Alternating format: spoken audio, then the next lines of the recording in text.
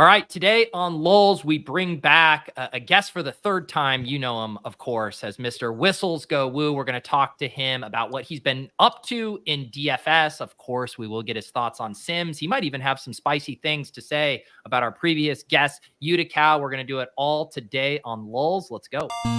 Does he think? I think he thinks this. He thinks this is a go. Vegas Dave thinks this is a go. Hot naked girls doing yoga. What? Why don't you just win like a man? Random.org. Type in 1 for yes, 2 for no, and let the DFS gods pick for you. And I'm absolutely begging you not to dupe us. Please don't dupe us.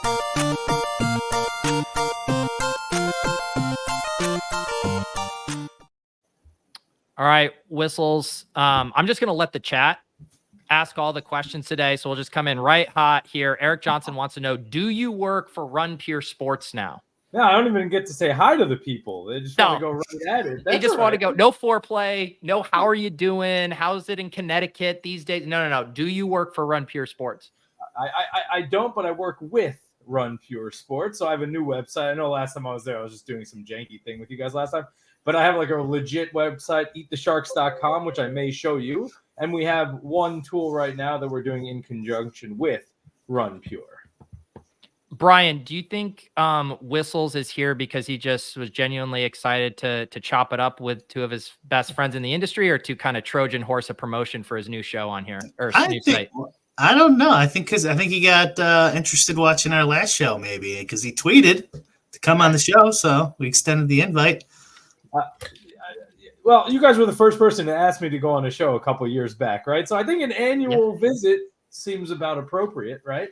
And the tables have turned because we had to track down your adjunct professor email address the first time. And now you just slide into our mentions and invite yourself onto the show. So we've come a long way.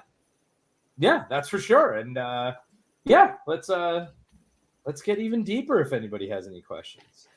Well, so when you responded, when we were having Yuda on, I think you responded to that tweet like while we were on the air with Yuda. So what were you thinking when you were like, hey, I assume something he said, spurred something in you that was like, hey, I have comments on that. I'd like to get on there and talk about it. Well, I know him well. We have some history together. I think in the beginning he called me his kryptonite, I think. I like to think I still am. He's a great player, but we can look at the qualifiers for the World Championship if I can show that real quick. And we'll see. Sure, if you come in with receipts here. Yeah, I'm ready for action. So here we go. Can you guys see the Excel file here? Mm-hmm. Yeah. These are the qualifiers thus far. Need lunch money. Now he's a good player, right? Hishbu is awesome too. You can look at us. Yeah, a little bit of a horse race there. So at some point we were going to wager that whoever got to the full 10 first, not this year, but a previous year, we would have to chop a little bit of the other person's entries, but we didn't actually end up doing that. But anyway, so we always have a little bit of joshing going around. Actually, tonight, and I saw Shady Advice wrote something in the chat here. So me and Shady Advice have a runoff tonight also. So we'll see how that goes. So yeah, Brian, are you in this qualifier competition? I've never done qualifiers, really. Really? No. I never thought the live final was worth the value. It's a fun trip, and I never go on the trips. I've won one or two and never went, and that's just me. Obviously, someone else would get value there, and like most of those are like small fields, and I've always kind of focused on like large, very large fields too. So that's another reason I never really focused on. Is it for you, Whistles? It's just the experience of getting to go meet a bunch of people, have the trip, or do you think it is like an EV exercise? So certainly in the beginning, it was the trip that got me excited about it. I think, yeah, I mean, I don't know. There's some times where I hit all of them right away. And so then, I think in some of them, there's been like 100 qualifiers. I got to 5 within 40. I don't know what it was, golf or whatever. Maybe not golf, basketball or baseball or whatever. Football, they're pretty expensive, so you really have to hit it big during the event. But I mean, suppose someone said, "Would you want to buy into the World Championship at, let's just say, $70K an entry, right, with a $12.5 million prize pool?" I don't know that I'd buy all 10, but I'd certainly be interested in at least a few, right? Brian. So, yeah, I mean, I think it can be an EV positive thing. Of course, you only get one shot a year at something as big as the football one, but if you're doing all of them, I think you get to have enough of a handful a year that it might be worth it. Yeah, I know. Honestly, I didn't really listen to all that.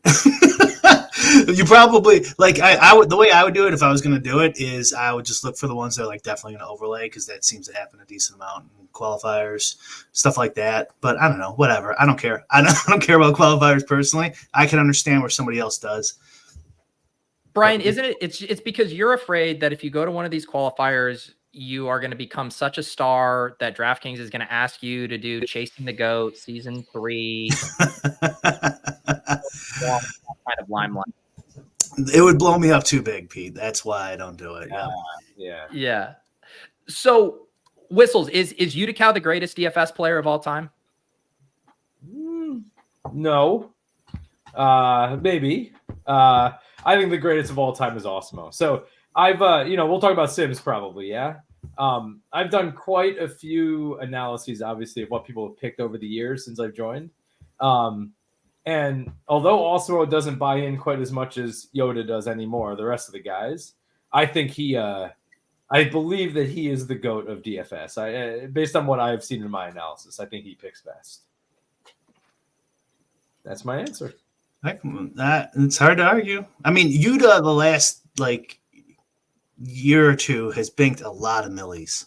Yeah, so he's won 7 millies overall. I'm at 4. 7-figure plus wins, right? He took one for me because of a defense and won some other time. So yeah, he's hit a lot. I'm not saying he's a bad player. He's a great player, but Are you counting your live final millies? I'm counting that. Well, I've only had one. I mean, I've come in second in some, but I've only had one live final 7-figure hit, that first one. And then you had 3 millies in regular week. And were those large field too? Have you won one of those? I don't think I've ever hit one of the large field ones. No, only the small. Those are really hard to hit, to say the least. Yeah, he's just won so many recently, and also too I'm not keeping track, so you would know better clearly. But yeah, it just seems like the last year or two, he's been crushing. He definitely I think he has 2 this year already. So yes, no, he wins a lot. He's a good player. I think I'd give Osmo the nod though.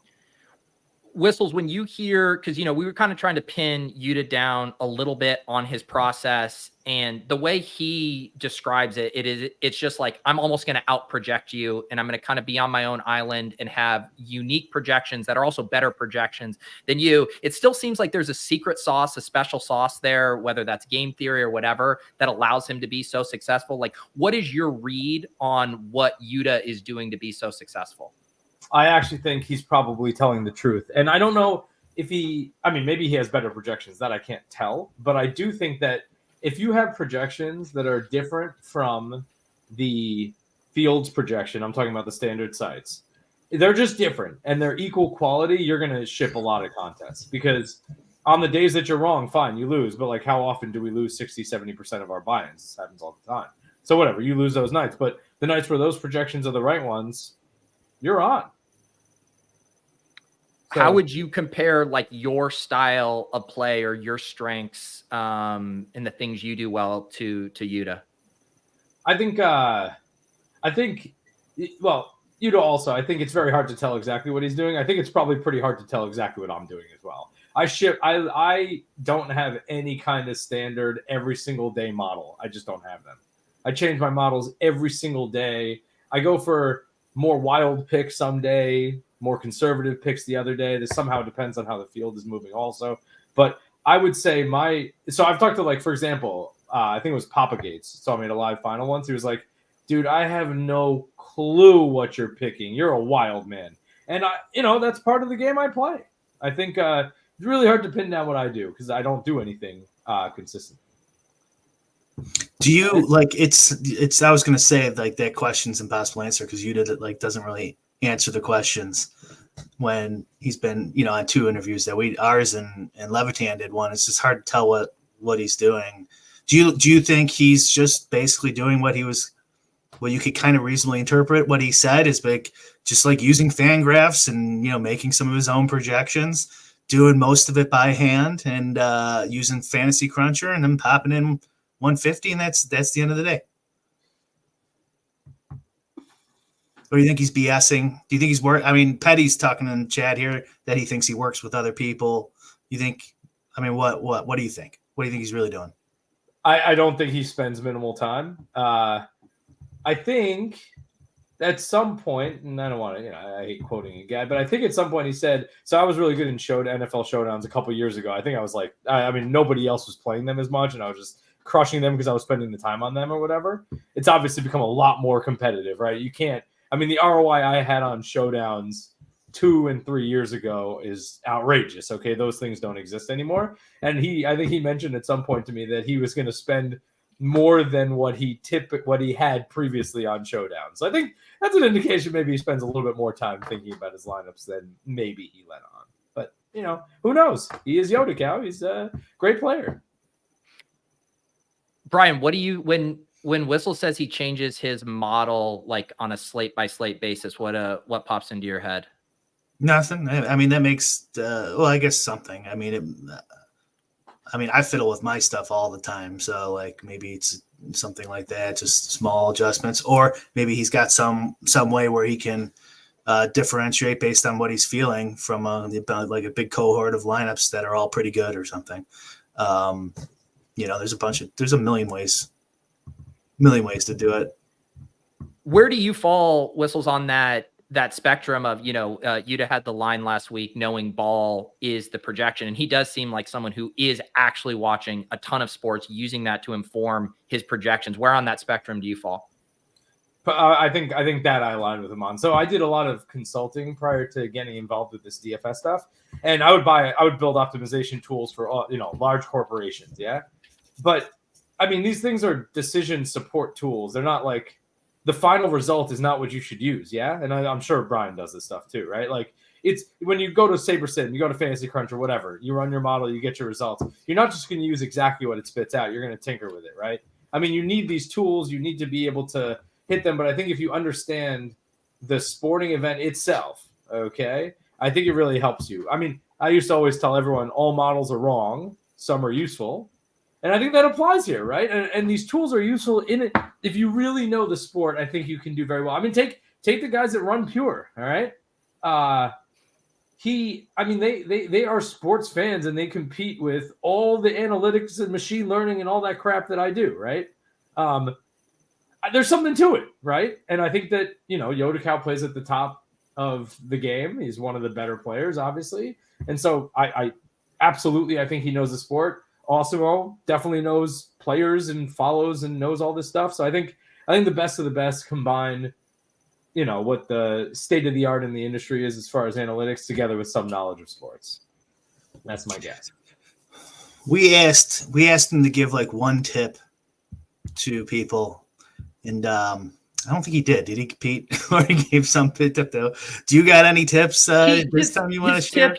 He did say that adjusting the type of lineup you're playing for contest size was something he thinks most people are overlooking a good bit. Yeah. I mean, if you're not, look, like the lineups that I put, so me and Shady Advice is here, so I'll just tell him. The lineup I'm putting against him and what I'm putting elsewhere is not going to be the same thing, obviously, right? It's a head-to-head for something that has value of 70K. Yeah. That is a totally different ball game than trying to win the Million Maker tonight, right? I mean, you just, by necessity, just think about how different it is to try to beat one person that's playing well versus trying to play against a ton of other people, right? It's just, you got to think about that. And I think ownership is important there. Probably just thinking about ownership is the most important. That's my guess. So tinkering with projections, I don't know. Maybe that's important. More important really is tinkering with ownership and thinking about like game outcomes that other people might be overlooking and trying to ship it that way. Mm-hmm. When first time you came on here, you said you didn't incorporate ownership into your stuff, I believe. Not as much, right? And I think that as far as the top players. Well, I've been moving more and more towards ownership because I think people are getting better, right? So it's a little harder for me to just build a model to score the most points nowadays. Very hard to do. Yeah, I mean ownership, but I still think that. So on the super large field stuff, I think about ownership like crazy. Even on the smaller size contests, I do as well, but less so. Because Gotcha. I mean, am I gonna like if Yoda plays against me every day? Yeah, I'm gonna use his historical play to try to figure out what he's gonna do tonight. Yeah, I don't think so. Very hard to do, right? I just don't see how that's possible. And I think the same thing goes for me against those people, right? How are they gonna? Any model you build for what I do, I maybe if you're really good at stuff, but I don't think it's gonna work to figure out what I'm gonna do. So ownership goes out the window, you know. I for the really short things, I just don't know. Yeah, I mean, you might want to get away from some of the players depending on the size of the thing, but you really hard to understand how these top players are working. So I think for the large scale, of course, because there's tons of lineups, you have to think about how to get away from the field. But I don't think so much in the smaller scale stuff. Well, that's why I think it was kind of hard to take Yuda's comments at total face value, because what you're saying is like for a while, just good projections alone were enough to win. And now as projections in the field have gotten so much sharper, like game theory and ownership have become a much more important piece of the puzzle, where Yuda still just kind of like, no, my projections are better than yours. You know, so that's why it's kind of like, are his that much better than that he doesn't have to worry about ownership because you played at a high level and you are now worrying about it much more than before. I'm not going to say, listen, I don't know what he does. Let's be honest, right? But does he think about how I play when he's setting up his lineups? I mean, I don't know me, but other good players, I would say he must, right? I mean, I don't know how you couldn't, at least to some degree. Yeah. It depends on the field size too, right? Like, again, back to like how much are you incorporating that? You probably have to incorporate it less in super small field high stakes stuff versus like you have to think about that much more in Millie Maker type contests. At least the way that I do it, but I do think some of these really sharp bettors that are in the smaller fields probably think about how I specifically pick, how Yoda specifically picks, how these people specifically. Maybe I really don't know actually, but for me, more importantly, on the big ones, that's what I do with ownership. So what do you think, like, with that in mind, with the new Sims out there now? I mean, I'm sick of fucking talking about these, but I'm interested in your thoughts. Seems like you're sick of talking about everything today, Brian. That's okay. Anyways, what was it? Yeah, so the Sims, like the kind of standard process they're using of a fake field and then comparing lineups to it. What's your kind of like general take on this? There will be so much bias that you'll think you have profitable lineups, but you might not. So just be careful, right? I mean, they may say that you have an ROI of, I don't know, 10%, 5%, but I mean, if you're doing it across multiple sites and lots of different projections, maybe, but using one site, checking out your ROI based on whatever simulation model they have is going to give you so much bias towards moving towards, I mean, just what beats people that are using service X. So take SaberSim, for example, okay? If you're going to use anything, basically what you're trying to do is you're trying to beat those people that are using SaberSim. End of story. Nothing else. Because that's how are you going to get an ROI out of those contest sims? The only way you're going to get a positive ROI is if you're beating people that are putting in lineups that are according to how SaberSim projections go and their models and their distributions and all that stuff. So, okay, fine, you can beat the run-of-the-mill person using the SaberSim projection model, but what about the run-of-the-mill person using, I don't know, Establish the Run or Stochastic or their own projection or Numberfire even, right? I mean, you can use some open source projection model that sometimes is closer than what the top sites are doing, and you're not beating those people, right? So you have to be a little bit careful, I think, with that. The more important thing is not the actual average return, it's your variance in your return. So if you were to do that 1 million times, how often are you profitable across multiple different projection sites? That's a more reasonable way of doing it. Doing one projection site, one run, looking at your ROI against one generated field, but I don't trust that as a proper way of evaluating. So, Brian, if so you're not doing that then, apparently. You're not making your own field? Not in the way that they're thinking about it, no. Well, what does that mean? Well, I mean, I don't necessarily use simulation to determine how profitable an entry is. You don't have to use simulation for it. There's other ways of evaluating the quality of a lineup on profitability. It doesn't have to be simulation. So everybody's sim. Sure. Yeah, I use simulations for some things, okay? But it's not everything, right? And sometimes I do rely more on simulation. Like I said, so I told you, right? I use different models all the time. Sometimes my model is based on simulation, a little bit with this contest sim ideas. Sometimes it's a totally different way of evaluating the profitability of a lineup.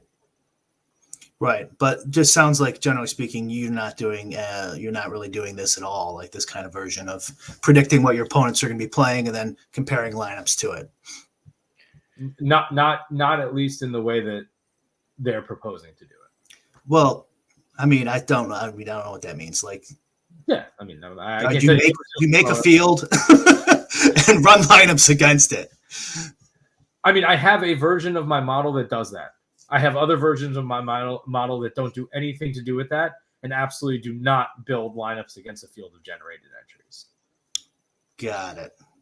There's a question, because one thing that's talked about a lot, the sims are biased toward whatever the site's projections are. I keep hearing that a ton. I get that. It makes sense. But in the same way that a lot of early DFS players were aggregating projections, like what would happen if you just aggregated all the top sites projections, aggregated their ownership, and then run contest sims in sims based on that aggregated thing? Wouldn't that remove the bias and give you the best totality of how the field is going to play?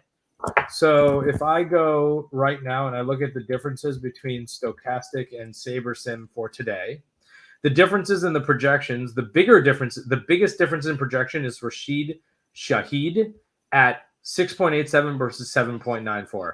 Every other person is within a point of 1. It doesn't actually matter if you aggregate sims, I don't think. So, but then doesn't that say that the sims are biased toward whatever sites projections? If all the sites are using the same, then all the sims should be good. Because they're all using the exact same data to produce their projections, right? So they're using like prop lines, they're using game lines, they're using basically the same historical projections and some news, but they're all using basically the same source data. Much more important is the distribution of the players. So you give me Shahid, okay? Somebody might build a model where his the skew in his projection is 1.0. Someone might use a model where his skew in his projection is a 1.5. And I think that's more important. And also, like, how are you going to tell me how exactly the people, like, in order to use these contest sims, you have to be able to generate not only ownership projections, but entire lineup projections. You need to tell me for this lineup, like, what are the chances someone builds that lineup, right? The ownership itself of an individual. So there's a couple issues. A couple issues that the player points. Projection is important, but distribution is way more important.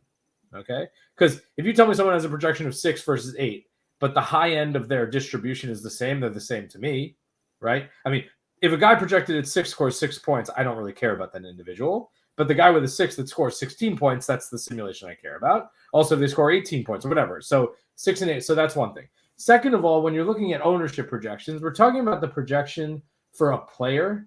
You need to somehow think about the projection of an entire lineup being owned, not just the number. And so in these contest sims, they're not just saying the ownership is 50. They're saying I'm assembling lineups where the ownership is 50, but you have to do that in a way that the lineups are each what other. I don't know. I just don't see it as a viable way of doing it. Certainly not by just going ahead and aggregating projections or something like this. Yeah, they use play-by-play distributions in those sims, at least in Saber Sim does. Maybe some do. I don't think all of them they do unless they're committing fraud. Well, I mean, but I thought I saw an article where they said we try to simulate an entire game of some sport and they said they can't really do it. Wasn't there an article out by them? I mean, we just had them on a couple of days ago. So then maybe they're doing it. Play-by-play sim for the NFL or for all sports? For I think all of the ones that they do. All right, so maybe they are using play-by-play sims. I have never gone into their systems. It could very well be. I don't know, right? Yeah. It doesn't Anyway. matter. It doesn't matter. You generally don't like the process. That's totally fair. Do you make your own projections now? Because I think last time you were on here, you were mainly aggregating. That's what you Yes, told. depends on the sport. So golf for sure, totally different from the field. Basketball, no. I use sites. Too hard. When I say too hard, I'm a one-man situation here, and you got to very quickly incorporate all the injury news and understand what that's going to happen to different lineups and the people that are going to be on the court at the same time. Super hard for me to do, at least. So basketball, I just use the sites. Where on the number of hours a week that you spend on DFS, where do you fall on that spectrum? A lot. I don't know. Full-time job-ish. Are you still teaching? I am, yeah. Professor. I got tenure at UConn. Love that job. I'm actually on sabbatical, so I have a year off, which is great. Okay. With the sabbatical, you could either take a half a year at full pay or a full year at half pay.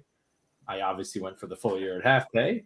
And so, yeah, I'm still at UConn. Love that job. They like having me around. It's all working out great. Have you upped your play this year because you have more time without the day job? I don't know. It's not possible. He was playing a ton already. Yeah, maybe not. I mean, if anything, actually, so I've got 3 little kids now, 5, 3, and 1. I'm strongly considering not playing basketball DFS. And it's not, I've been extremely profitable on basketball DFS year after year, showdowns. No, I can already hear the whispers. Whistles is quitting because he can't beat the games anymore. I can beat basketball. I'm pretty sure. I mean, basketball for sure. I've been very profitable. But it's I don't know. With a 5, 3, and a 1-year-old, is it worth it to play for? I mean, obviously there's some money there, but concentrate on the big sports maybe. I mean, yeah, big sports. Yeah, I was thinking about the same thing too, or maybe just doing small slates, because small slates on NBA sometimes you could even get basically the lock in, like if it's a 2-3 gamer, and then you don't got to worry about it. But that would be great if they changed that. It'd be better for recreational players. I told them, just please make it no late swap. Now I know that's probably why I am profitable. Actually, I would bet we've got a really good late swap model in basketball. It's I don't know if it's better than everyone else out there, but it's a really, really good late swap model. And so maybe that's where I get my ROI there. But I think it's just, I mean, try having 3 little kids and playing NBA DFS every night. It's not the simplest thing in the world, I promise you. So tell us about this new site, because no joke, like I went to your bio before the episode and I clicked your site and I was like, I'm pretty sure this isn't the same site that you were promoting last year. We're on there. So tell us what happened to the old site and what's the new endeavor. The old site was a horrible idea. The new site is hopefully a reasonable idea.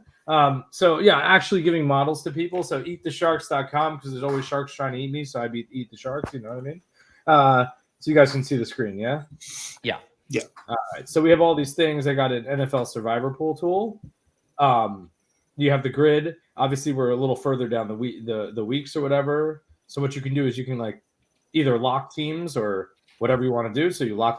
You can add a few entries, and then there's a couple more advanced features. Should you get into it, I recommend that everybody go there and try it out. And it runs the survivor pool for you. Yeah, I mean, you can play around with different things. So maybe you look at this, you actually don't believe that the charge anyway. And so if you want, you can go ahead and you can play around with it. You can look only a part way through the season or all the way. There's a lot of different like levers here, especially when you have multiple entries. So that's one tool. I'll tell you guys another tool that people somehow don't know about. So if you go to, and you guys can see this for all these bad football games, this is literally what I'm planning. I mean, this is not projections, everybody. This is my actual right now ownership in the Millie Maker on DraftKings. And if you want to, there's links right there. So if you want to see what I'm doing with Kamara Flex, like that's how often I have him. You can download and you can actually see my ownership. Let me just get it real quick. So this you're is saying like you've already uploaded your lineups for tonight. Correct. And these are the lineups. And then, and if you say at lock, I assume you're going to rerun No your doubt. lineups, and then you're going to re-upload for people to see your updated exposures? It's automated. I don't. It's my model runs for the big one, okay, which is not the same thing I do in the high cost in like the lower field, obviously, right? I mean, I think we talked about this. But if you want to know quite literally how often I'm doing things, this is it. So right now, well, we'll go back to the site. Maybe it's easier to see. They are ordered by the amount of time. So my number one captain is Kamara, because you see Kamara's flex and then Kamara's captain. This is 10%. That's how often I have him right now in DraftKings. This is my real exposure, not, again, a projection. This is actually what I'm doing. Of course, in football, I'm going to run it again, but this will, and this is time, right? So every time I upload my lineups, boom, boom, you see it going, right? And of course, as the day goes on, it's going to change, yeah, but it is quite literally what I'm doing. So if you want that, you just, this is my real ownership. And then we also have a showdown tool. 1 second, obviously the site's... And real quick, is what you're showing right now, is it paywalled, or you just need to make an account to see your lineups? How do you get the sausage? It's paywalled. Okay. Yeah, you can go and subscribe. It's not, I don't think it's that expensive. You guys can check it out and make your own opinions. But there you go. You have my actual exposure, everybody. It's there. And then if you want, you can go to our showdown tool. So this is the thing that I'm doing with Run Pure. The idea is that I show projections, and these won't be very different from the standard site. It's a little bit different, whatever. So this is me and then selected. So suppose, and the purpose for this is the following, right? So like those that love understanding the sport and really thinking through what the options will be, you can come in, for example, suppose you love Kamara and you really think the defenses are going to be crap.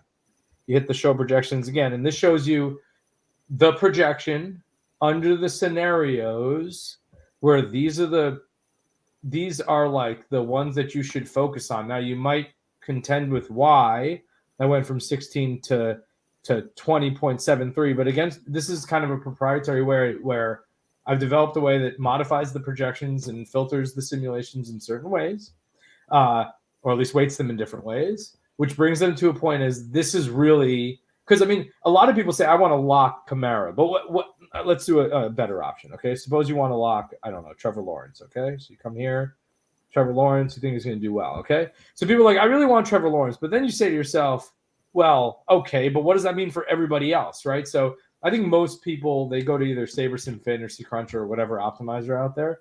They have their projections, they modify their projections, they upload them, and they run it, right? With some parameters that they choose. I don't know. At most 2 diversity, 3, whatever. I don't know what people do.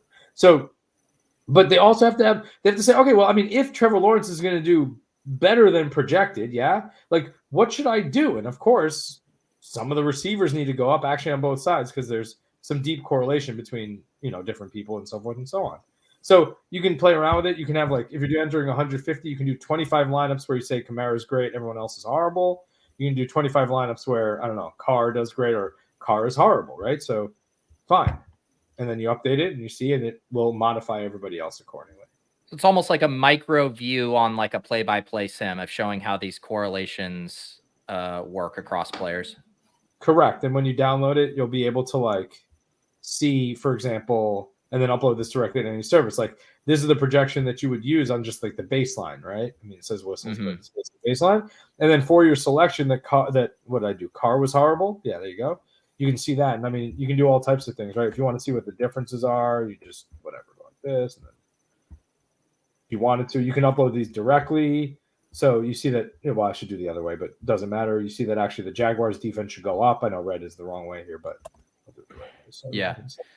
So let me ask you the question, Whistles, that, every tout gets asked, right? When they start putting this stuff up publicly or even behind a paywall of why would you share this stuff? You've had all this success kind of keeping your process behind closed doors. Why would you show people your exact exposures, how you're doing this stuff? What's the reason? Because I want everyone to perform better. No, just kidding. No. Listen, I don't think anybody runs a site that has a paywall that doesn't think they can make money off of the site, right? I think this is I believe that this won't hurt my DFS play. Certainly won't hurt my I don't know, Survivor Pool Play or March Madness, which we're going to have soon. I You don't think it killed hurts. your Survivor Pool edge. What an idiot, Whistles. Yeah, well, I don't know. I'm not so sure. But anyway, regardless, I think, yeah, I mean, I believe that this will be a money-making thing for me. I think the tools are very good, okay? And I do think that if people subscribe to it, look, like, you get to see my exposure. That might help you understand how you should handle big fields, right? And I think, yeah, you see my projection that I'm producing, and you're seeing what happens when you think about a game flow, okay? And yeah, I mean, I'm not, look, yeah, again, I don't think anyone makes one of these sites not to make money, right? I mean, they may say that, but obviously that's not true. So I'm trying to make money, but I also think that these are good tools, and I think it'll be, first of all, it's fun, okay? I am having fun creating the site.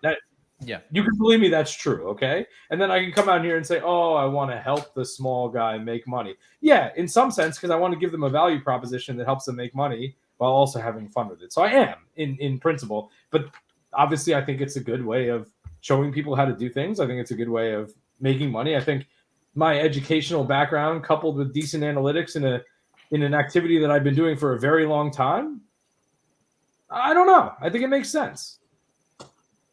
Brian, are you going to become a sub? If I enter a bunch of Survivor pools, yeah, probably have to. There you go. Whistles, I do know you have another show. You know, Yes. it's crazy that you guys over at Run Pure try to go head to head with us on Lulz on Thursdays. I keep waiting for you guys to capitulate and shift your show back. Yeah, well, I think, I don't know who should shift their show, but anyway, yeah. You know, I'm sharing. I'm here too, right? Yeah, no, we appreciate you coming on. I mean, we do have to ask you the age-old question, but I do have to do a remix on it because I already know what the answer is going to be. So are you on Team Hoop or Team Tambo? Guess. Wait, it's that tribalistic for you? Like once you got synced up with Run Pure Sports, it's down with Hoop. That's just kind of, you got to toe the company line. I'm not going down on anybody, but I will. You know, Big T and I have been friends for a while. He's one of my best friends in the industry. That's all. I'm not trying to, you know, I don't have to talk about how anyone else feels about anybody else. I just have a relationship with Big T. We've been talking about doing things together for a very long time. And I think Run Pure has a very good site. I think the guys there are awesome. They're fun to be around. They have good knowledge. And that's it. Brian, any final questions here before we get him off to the Showdown Shipper show? No. Thanks for coming on. Whistles, we appreciate you. We'll put your link to the site, Eat the Sharks, in the chat. Always fun catching up with you. But I will say, Whistles, if you come back in another year and you're promoting a third different site, that's when I'm going to call bullshit on what you're doing over there. All right. Fair. I think this one is there to stay, but we'll find out. All right. All right. Best of luck. Thanks for coming on, Whistles. We'll see you. All right. Talk to you later. Bye. Peace. Later. All right. Whistles go woo. Brian, you're in a spicy mood today. He's not going down on anyone, Pete. Yeah, this is the real one. Travis wants to know the feud between Brian and Whistles.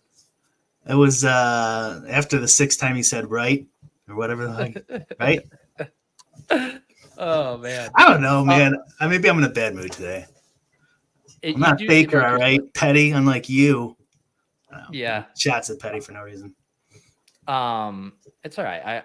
I feel it. I think I was in a bad mood last week. It happens. It happens. Any other fallout from talking to Whistles? I actually thought when he started going on player distribution stuff, there's actually some interesting nuggets in there that he shared that was kind of fun to hear. Yeah, I mean, part of it, my answer probably is I'm sick of talking about Sims so much, but that was interesting getting his take on it. I mean, it seems to me like a lot of these guys don't know how like these field sims work and some like easy workarounds to some of their concerns, which I won't say because I don't want the sites doing them. Yeah. You know? So like, but you know, whatever. And I mean, you know, he's just like, I got a model for everything. He's got his own sim he does with the fields. He's got some algorithmic machine learning sims, and he just whatever he feels he puts in, and that's it, How much of this into, because again, like it did seem like we were venturing into semantics territory with like my model, my machine learning model versus sim. Like, isn't that stuff all kind of falling under a very similar umbrella ultimately? I mean, kind of. I mean, the sim stuff, there is definitely the way it's set up, or typically set up, is there. I mean, it could really screw you, because just like an optimizer can. We've said it a million times, where it thinks that this is the gospel. This is 100% sure what's going to happen. So here's your ROI. So like it could really set you astray if like a lot of the variables are wrong. Do you think, like, because Brian, I would say of all the high stakes DFS players who have been using sims for a long time, I want to say you were the first to be doing a lot of content publicly. Like you were the first like sim bro to be talking a lot, like regularly. And you never revealed a ton. Like you were always just pretty upfront. Like I press a button and this is what it spits out, and I have it coded and all of this stuff. Whereas it does feel like we've entered this song and dance era of other sim bros liking to talk about their big, beautiful sims and all the things they do, but in like the most cryptic way possible, in the most oblique way possible, where it's like to the point of almost like confusion. I kind of appreciate your stance of just being like, I press a button and it spits it out, as opposed to like trying to dress it up in a way, because even in these back-to-back weeks, like talking to Yuda and Whistles, it's like, I'm trying to pin down on like what they're saying, and it feels like a moving target on what's going on. Like clearly there is an element of secret sauce and special sauce, and not saying that you have to share that. No one has to share it. But also when you come on these shows and talk about it, it is kind of like disorienting some of these responses. Yeah, it's a tough tap dance. So it kind of makes sense that they would make it confusing, because they're probably tap dancing in their head on how to answer some of these questions. And then like if you respond on one thing, like you did with like the typical sim process, then that leads to questions about yours. And then it leads to insinuations on what you're doing. And then you got to start, babbling. And the real frustrating thing, Pete, and I know you agree with me, is people don't see the DMs we get from these guys.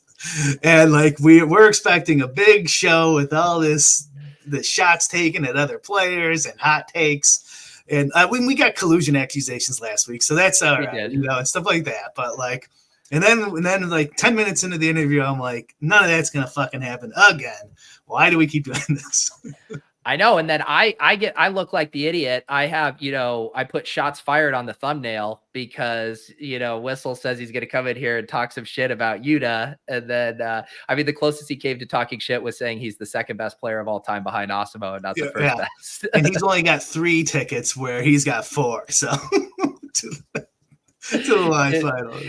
But it's not even just Whistles. Brian's referring like Yuda basically told us that he would like fire off on any name in DFS, like who's a well-known name. And so we're like, all right, let's pepper him with names. Because it's basically going back to the chess is okay, right? Chess is okay. Let us pepper him with names. And he just like unfiltered, just tearing people down. We're like, all right, let's do that. Then you get behind the camera here, and then you're like, I don't know. I think I'm good. And he also specifically uninitiated. I didn't said, ask me about my process. Yeah. I was like, oh, beautiful. So I'm just going to grill as hard as I can, because he put it out there where I was going to anyways, but like not, if he started pushing back, he's a guest, so it'd be nice. So, but like, and then after like 40 minutes, I'm like, I don't think he's going to answer any of these fucking questions. I will actually take 0 notes about how to interview in these styles, because what people always say, and I forget who it was, the guest, it's like, grill them harder, come out hard. I think it was maybe even like the hoop one or whatever. People do not understand that if you grill an interview subject, especially one who's not used to being on camera a lot, they will tighten up, they will go into their shell, and you will get nothing. The reason Joe Rogan is such a good interviewer is because he has 3-hour interviews where he gets people loose. You think about the Mark Maron interviews, all of the best nuggets come at the end of those interviews. Once the guest is relaxed and has kind of let their guard down. But if you come in hot, if you ask aggressive questions, you will get nothing. the best way to actually get something is softballs early on. Unfortunately, we don't have enough time with Whistles, but we actually did get him saying some interesting stuff once he kind of wanted to actually start explaining his process. But I will take 0 notes on how to get stuff out of guests because you guys have no clue. The other thing is, if you grill people hard, no one then wants to come on the show. What, I want to come on the show to watch Brian and Peter pin the screws down. Then all of our guest pipeline draws up. Why do you think someone like J-Mac wanted to come on the show? Because he saw the interview with Hoop, he saw this, and he's like, oh, they'll give me a place to talk. So don't worry, guys. We'll do the interviewing, and people can keep sliding into our DMs to be guests on the show. We are happy to do that. But yeah, not everyone can be a chess is okay level, scorcher. Right. And like, you don't, I'm not complaining. Like, you don't have to come on here and take shots at people. I'm just saying, like, they kind of said they were going to privately that they were going to do X, Y, and Z, and then like, I don't know, like, pretty early in both, especially the Uda one, me and you were probably thinking the same thing. This is the real question. When are we going to get Dolphin Addict on, Brian? He's your latest Twitter. If anyone knows who Dolphin Addict 16 is, DM me or just tag me on Twitter with his handle. Have you seen his new avatar on DraftKings? No, he changed it. It's the Travis Petty ball knowing meme image. With the big braid with Travis's head on it. He probably follows me already. Then I wonder what his handle is. I tweet about this guy like twice a day. He's probably. When I saw you replying to my Miami Dolphins tweet earlier, I was like, I knew this was going to be a Dolphin Addict reference. Oh my god! It's just so fun. It just cracks me up so hard. It's like we talk about this shit every week for hours on end and all the different intricacies. And it's like, who won? Dolphin Addict 16 again. So good. I was dying because I think it was the way I think I've told you this, how I use my podcast feed, and some people think this is crazy, but I basically use it as like an inbox where I subscribe to a ton of podcasts. And so I'll always have a bunch. And then I just like swipe, like, that's not interesting. And so I have like this random Dolphins podcast in my podcast feed back when Laird was on it. And I was like listening to a few like really deep in the weeds, like Dolphins things. And it's just still in my feed. I literally haven't listened to it in like 3 years. I know I should unsubscribe, but I just swipe left on them. But anyways, the tweet I posted was a screenshot of an episode that said, why aren't more people talking about Raheem Mostert in the MVP conversation, which is like the most all I care about is laundry take possible there that I just had to get out on Twitter because wasn't Achan the MVP for like 3 of those weeks or 2? Yes, it's like whatever running back is the starting running back for the Dolphins this year is going to absolutely smash. But yeah, no, I appreciate that.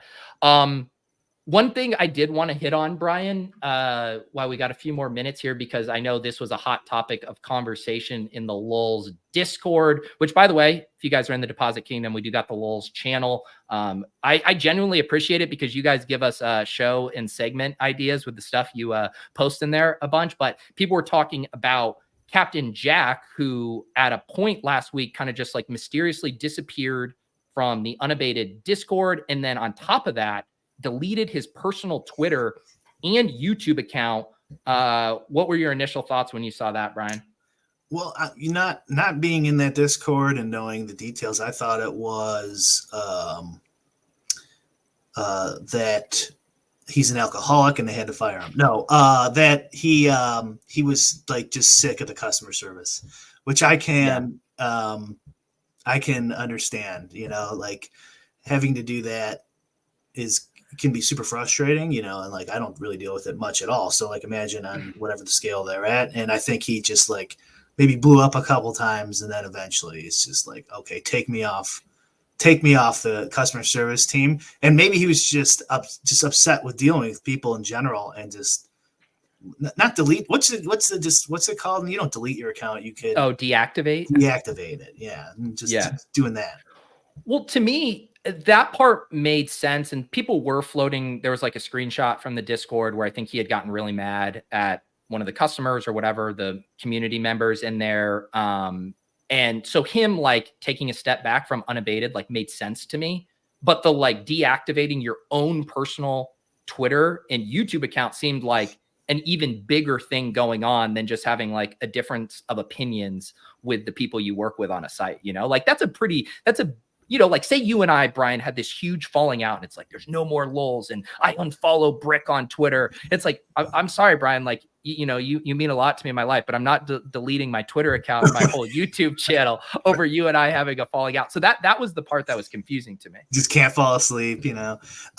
It's true. And you know, another thing that made me think too, Pete, was like, wow, that site's a lot more corporate than I would have guessed.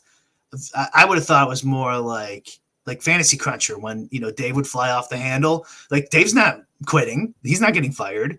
No. You know what I mean? Like, so like, I was like, oh shit. Like he's got people he has to answer to, it sounds like. I figured it was just like him and Rufus, and then they hired some guy off of Fiverr or something. You know? Man, I will tell you, like, that when the times I've even heard about your experiences dealing with coders and developers and how hard that can be, both the amount of time it takes to get work done, communicating your ideas, then having to trust them with your code that they could easily, you know, do other things with, like, it just results in all kinds of messes there. And like, we had Captain Jack on the program. We were talking a lot about problem gambling with him, and he's a passionate dude. He's both a very logical dude. I would like, you don't get to where he is in your understanding of sports betting and being a teacher and communicating those ideas without being very logical and level-headed, but he's also very passionate. And it does seem like that customer support angle was just too much for him. Yeah, I think they kind of like crossed wires or something. I don't know what the expression would be, where it makes it look like would be good for that because of his videos. And that, I don't think those are the same skills, you know, like making good videos and clear understanding complex problems so that like normal people can understand it, and handling when your site goes under and you can't do anything about it because you're not the guy who's coding it in the background, and explaining to pissed off customers that they're not going to get the product, is like two completely different skill sets that maybe they probably who knows what's going on over there, but maybe they're like, oh, Captain Jack, everyone loves him and he does videos and stuff, so he can talk to the people. You know, it's like, no, you want just some guy who's just gonna never blow up and just go, I'm sorry, maybe comp the right people for a week or something. I don't know. Well, and it does go back to that thing, right? When you are, you know, bootstrapping a startup, everyone has to wear multiple hats, right? Because like you said, there is a role for a guy like Captain Jack at a sports betting startup where he just absolutely smashes that role and does the things he's really good at. But it's also probably hard when you're like, hey, we need someone to mod the Discord. We need someone to field these customer requests. Like, you know, I even remember like early on at ETR, like Andrew Wiggins, like replied to my support email about, so like people have to early on at these sites do a lot of stuff that maybe isn't their strong suit. And I will give an actual update. Brian, I felt like this is the first time, actually, no, maybe the second time, because we did do our Ben the Better deep dive, but I felt like a true journalist because I was like, you know what, we're going to end up talking about this on Lulz. I'll shoot the mayor, Peter Jennings, a message and see if he could give me any information about what actually went down, because there haven't been really any public statements. He passed on this message from Jack: I'm taking a break from social media. I'm still producing content, including new videos, as well as a new article later this week or early next week, depending on our release schedule from Jack. So it does seem like Jack's just taking a little bit of a breather, and he will be back, even making content. So I think he just needed a break, Brian. Yeah, which makes a lot of sense. It's almost better not to do any investigative work like that, Pete, because then we could wildly speculate. I know. And you're forgetting one. You're forgetting your brilliant League of Legends investigatory work with Stixxay. Oh, that is true. That is true. I am under. Yeah, we do so little work for this show that I like have to pat myself on the back when I spend 30 seconds sending a message to Jennings about something we're going to talk about on the show. Right. Yeah. So you know, I mean, it sounds like, generally speaking, though, that site, I just saw someone ask about Unabated. I don't know, but it sounds like that site actually does provide a lot of value, because I see a lot of gamblers complaining about it. So whenever you see that, professional players like saying they're ruining the edge, then that probably means they're probably doing some things right over there. So yeah, I don't think I've gone on I used their free version until they went like whatever full full cost. And also I went, CSU had some old stuff he let me demo too. I don't know if they're overlapping at all, but that was a long time ago. P-Lags, you think we were naive knowing that Whistles was coming on to talk about his new site? He literally told us he had his new site that he was coming on to talk about. My first thing was joking about him having ulterior motives for coming onto this program for his once a year promotion. But we're not naive. Every single guest thing is transactional in some inherent way, whether someone wants exposure, whether they want their side of the story told and they want to use this platform to do it. No one is doing us favors coming on this program. No one is just this benevolent person that's like, you know what, an hour of my time with these guys? No. Everyone is running an operation to service something for their own benefit. So yeah, don't act like that's some shocker. I think some of our guests is a little more but even like if I go on a pod, like, okay, you know, you're going to either promote your stuff or you want to be nice. And even that is the thing. You're like, oh, I want to show that I'm someone who's willing to go on these podcasts or help these out. Like that's an ulterior motive in itself. I'm just saying, like, to think that people are coming on here without specific agendas is pretty naive. Okay. Fair enough. Yeah, if you're making it that broad for ulterior, but I do think like Alex probably comes on just because he wants to have fun. You know, and he likes P-Lags. You need to listen. Whistles told us he was going to talk shit in the DMs. We just said this, buddy. Listen up. Yeah, I would say nerdy is probably pretty close to benevolent there, other than ruining DFS. Ruining DF. Don't forget this man ruined DFS people. Yeah, unforgivable. Yeah. Solely him. Now P-Lags for not paying attention during the show has put me in the pissy mood that you're in, Brian. So now we're both in a pissy mood. Now I'm having fun. Pete's all pissed off. That's true. So with Whistles too, I mean we're off of him, but like back to him briefly. Another thing he mentioned was like the distribution thing. Remember we were talking about Saberson? But if he doesn't make his own projections, it's pretty tough to do distributions. Like you really have to do some funky math hacks to kind of get that in there.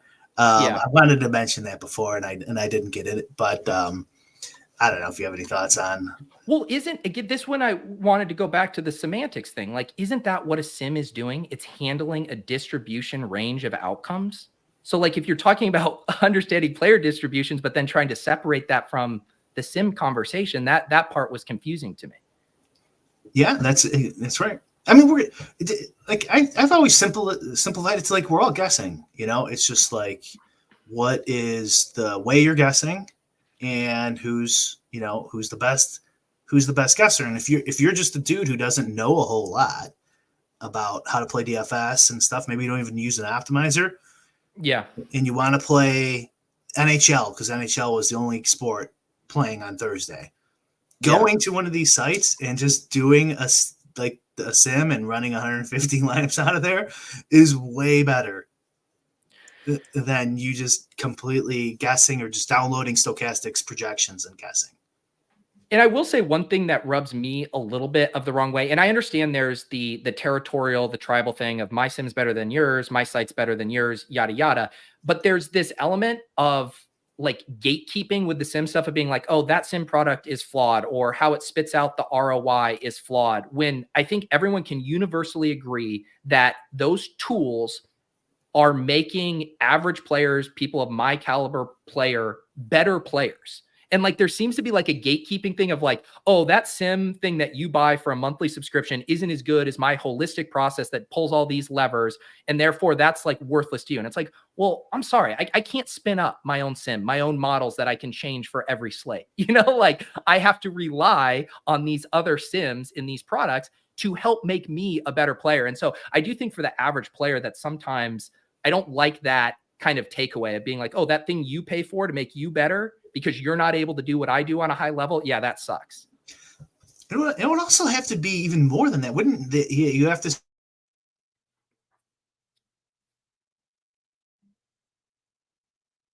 Did Brian freeze on me? Oh, I was like, holy cow, he is really going deep here for this thought. But I do believe Brian froze on me here.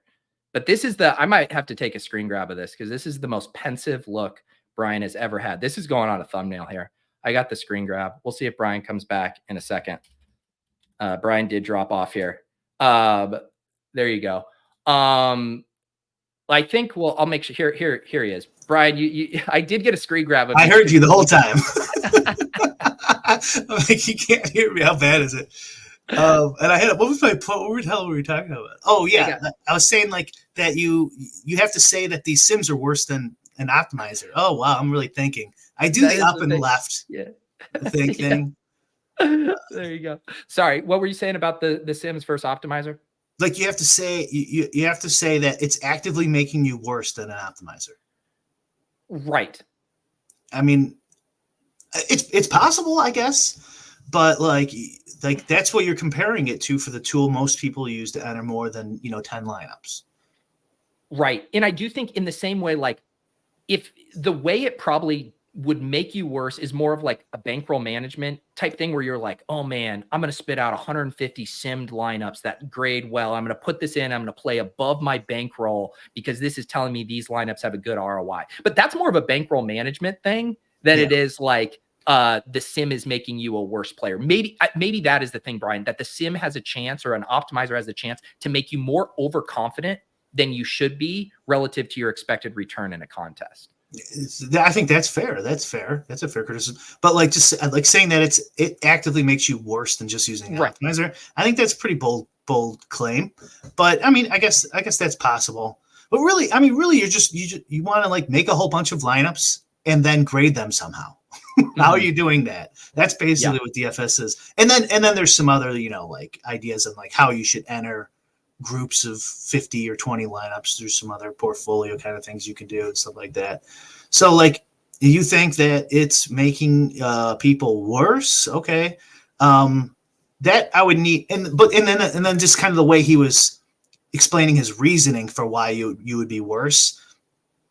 It didn't really, I think I could poke holes in that, but like I said, I would have to say, well, you could do this to solve that, and you could do this to solve that. And I don't want to. So like, and there's also going back to like interview styles. There's nothing wrong with just letting somebody go give their take, and you don't have to push back 100% on everything they say all the whole time. Yeah. Yeah. I think it's honestly a compliment, Brian, because we've had some good shows and some conversation starter shows. And then the truth is we're not going to have the greatest DFS player of all time coming on to talk about collusion in DFS every week. We're not going to have a Chess is Okay who is going to want to go line by line through every single player in the industry and light them up. Sometimes we're going to have 4 straight weeks of boring sim shows, and people are just going to have to deal with it. That's true. I was been meaning to talk to you about this. I know we don't have a lot of time, but it won't take long. I like podcasts where the people just talk, and like when the guests come on, they join the conversation. Yes. And so like we've kind of done that, but also I guess we play the game. I'm not saying we do anything wrong here. I'm just saying like I do kind of like I don't know how these guys would work with that. Like if we were just going to talk about 4 topics, whatever they might be, like would Youdacao would that actually even work as a format?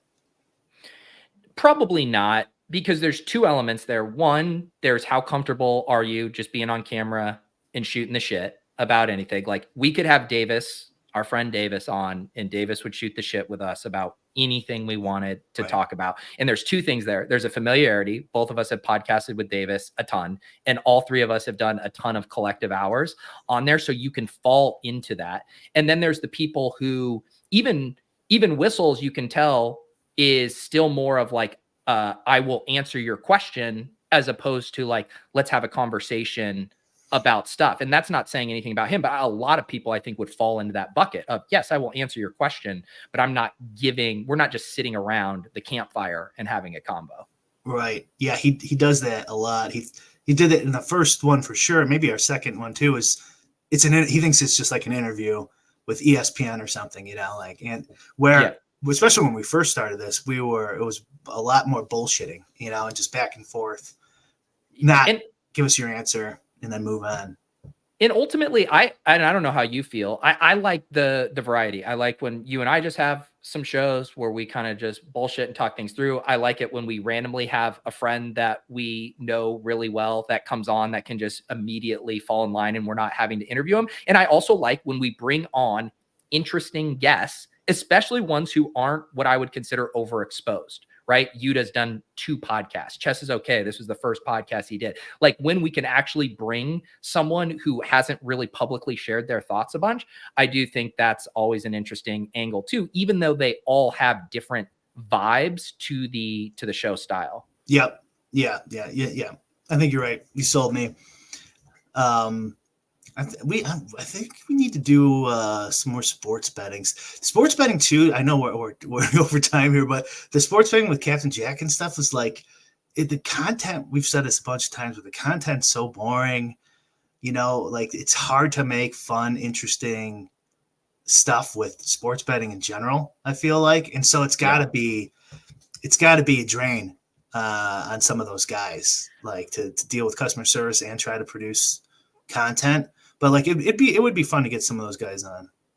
Yeah. And it does seem like sports betting content, it's like so polarized, right? It's either like, these are the tools, here are, the research. Ed Miller just came out with his new sports betting book that has a lot of good thoughts on, the current landscape of modern sports betting and all that. So there's like that, there's like the smart, heady stuff, but you're not like pulling in a shit ton of views or engagement with that kind of content. Or there's just the full-blown tout shill, whatever, tail me, here's my units or whatever. And a lot of those people have developed pretty large followings and personalities from that style. They're not long-term winning bettors, but they're entertaining and they share their picks. And so it's like finding that happy medium in between of entertaining sports betting content.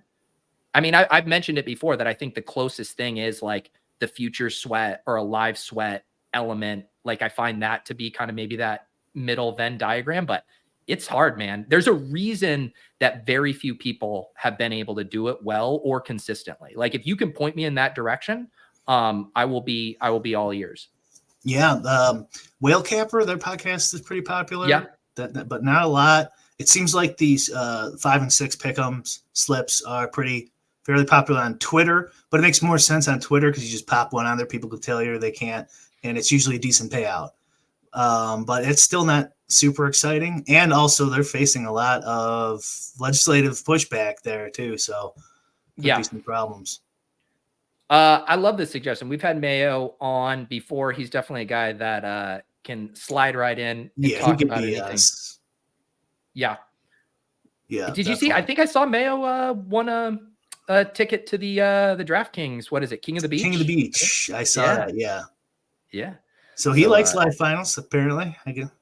Yeah. I'm in the minority, I saw his screenshot, and again, I guess I couldn't see the entire screenshot, but he had only played a few contests, and like his biggest contest was the qualifier. So he was like specifically playing with the Q in mind. It wasn't like some other lineup that he just randomly tossed in. Like that did seem like his goal with that lineup, which is cool. I don't know why you just wouldn't want the 10 grand. Well, and then where's the vacation at? Like, just then buy a ticket there. I know. This is why we're so different, Brian, because even I, on Underdog, I keep trying to win a seat to their Miami Live final. They got the Dog Bowl qualifier. I did one this year. You did one? I did one entry in that. Got my ass kicked, yeah. I had 86% Montgomery on Underdog last week. I did. Oh, no. Yeah. Have you been scanned? When you said 86%, is that primarily in Battle Royale? Yeah, I had 51 entries in the Battle Royale. I was trying to get that 75 for that because now they have that rake back, which is a great program. I want to support like companies that do that. So I wanted to get to 75, but it filled too fast. Like they need just a little bigger. I wish that law would be changed. I wish instead of lobbying to limit your competition, they would all lobby to get rid of the rule that you have to have a set amount max for GPP, so we could all enter whenever we wanted, and they would get much bigger and be better for everybody. But instead, it's not how the game's played, Pete. And I actually do think, we've talked about it with DFS and how or for like DraftKings, and how that would actually probably be a pain in the ass for your system, right? Where you're like, holy cow, the contest is now 30,000 more entries than when I put in my entries, and how you would probably have to go and rechange stuff. But with a rolling contest, like where everyone's doing individual 6-person drafts, I actually think like a flexible limit on like however many entries want to get in, keep doing drafts until it locks or whatever, actually works for both like the player and the site in a conventional way. That's true. And Underdog's a lot harder. Like I wouldn't be doing a 30,000 man sim, and then, it turns out it's going to be 60,000 anyways. So yeah, it would make it harder on DFS to kind of guess but I mean, I think eventually it would probably lock in something like it's going to be around 75,000 usually. So it doesn't matter if it shows only 20 right now. I know people really come Sunday morning and enter up to usually around 70K. So like, I think it would all work out.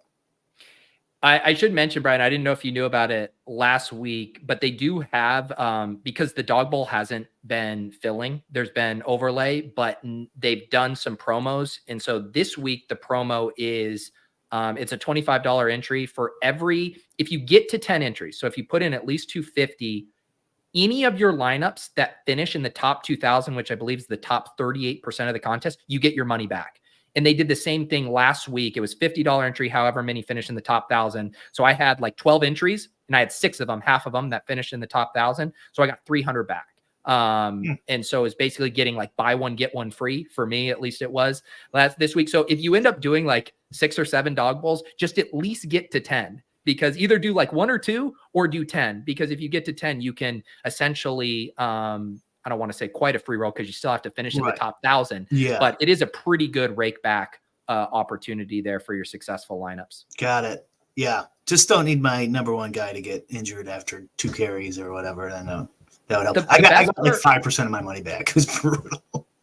The best part will be, Brian, when you win the queue on like 1 or 2 dog bowl bullets this week and then are like, yeah, I don't want to go to Miami. And then I have to be your proxy at the party while you draft for $200,000. Yeah, why not? That'll be fun. Everyone wins.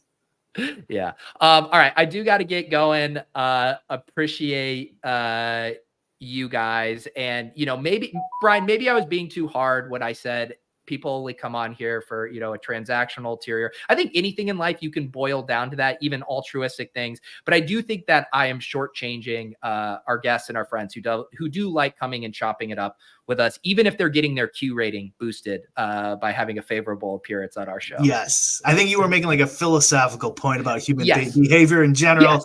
Like petting a dog is also like selfish, you could say, in philosophy class, right?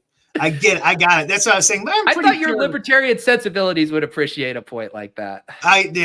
More philosophical sensibilities. Yeah, I get things that really don't like people can easily misunderstand and get offended by. Yeah.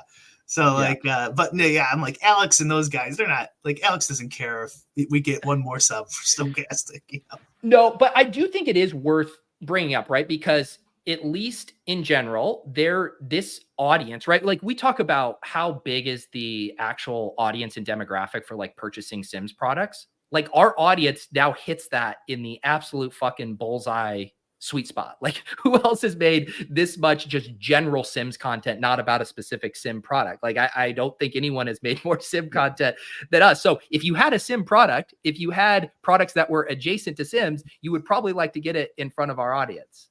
Yeah, definitely. So yeah, that I'm sure that doesn't hurt. Yeah. I think there's a chicken and egg thing there because I think we popularized Sims from this show. You invented Sims. Bro. I mean, Nerdy Tanner technically did solely destroy DFS, but we did kind of popularize that and dupes too, which are brutal, man. In Showdown, we should have asked him that. Where does he see DFS going? And because he was, Yuda basically said like, oh no, it's still easily beatable. You just have to be a genius like me, and you make all the money. And then he kind of relented. It was harder than 2016 or whatever the question I asked him. But Whistle said like he used to make way more at Showdown than he does now. So like at least he's admitting that the games are harder. That's honestly the most. I mean, I know he's on a year sabbatical right now, but as someone who has a 1-year-old and, you know, a day job and likes to play DFS as a hobby, like the fact that he has 3 kids, is a full-time professor, and then he said, like, I play DFS as essentially like a full-time job.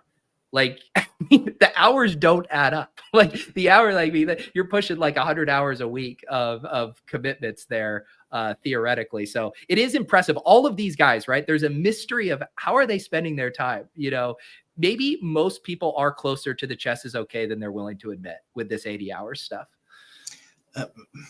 Who knows? Maybe. I mean, it takes a while to just code. If he's coding all that himself, that's a lot of hours. That's a lot of hours. Like, even if you're using ChatGPT, man, that thing breaks all the time. I mean, you guys, I'm sure you've done it, right? It's like network error. It's like, fuck, yeah, goddamn.